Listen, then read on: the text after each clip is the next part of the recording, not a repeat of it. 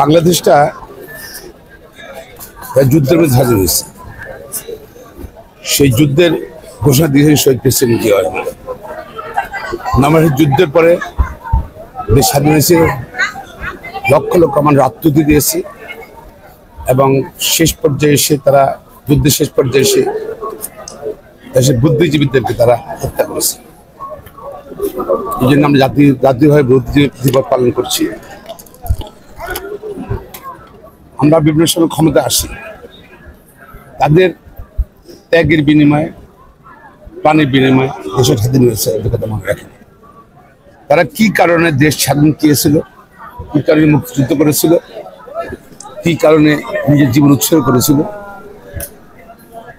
সেটা অর্থনৈতিক বৈষম্য, গণতন্ত্র, মানবাধিকার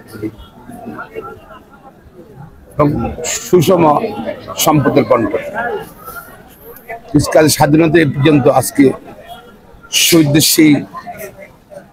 সেই চিন্তা, চেতনা, স্বপ্ন, কল্পনায় রয়ে গেল। আওয়ামী লীগ সরকার যারা সবচেয়ে বেশি যারা ছিল স্বৈরাচার সরকারে রূপান্তরিত হয়েছে, একটি স্বাভাবিক সরকার থেকে স্বৈরাচার সরকারে রূপান্তরিত হওয়ার পরে তাদেরকে ছাত্র জনতা এই দেশ থেকে বিতাড়িত করতে বাধ্য করেছে। এখন এসে তারা আসলে বুলিয়ে আওড়ান যে আসলে তারা এই ছাত্র জনতা আমাদেরকে তারা বলছেন যে আমরা নাকি স্বাধীনতা বিরোধী। এটি আসলে হাস্যকর একটি বিষয় এবং আমি বলবো যে এই অবান্তর মন্তব্যগুলো থেকে তারা বেরিয়ে এসে বরং তাদের যে ভুল তারা করেছেন, এই গুরুতর ভুলের জন্য জাতির কাছে ক্ষমা চেয়ে তাদের আসলে যে পাপ কিছুটা হলেও তাদের মোচন করা উচিত। পরিপ্রেক্ষিতে এই দিবসটিরও একটি আলাদা তাৎপর্য আমাদের কাছে এখন প্রতিভাত হয়েছে।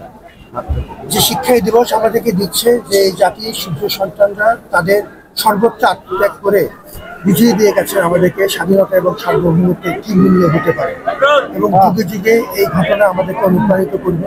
তারই ধারাবাহিকতায় ছাত্র জনতার অভ্যুত্থানেও যে আত্মত্যাগকারীরা তারাও এই ধারাবাহিকতাকে অক্ষুণ্ণ রেখেছেন। জাতির প্রয়োজনে ছাত্র জনতা যে কোনো সময় উঠে দাঁড়াবে এবং সেটাই হোক আমাদের সবার প্রার্থনা।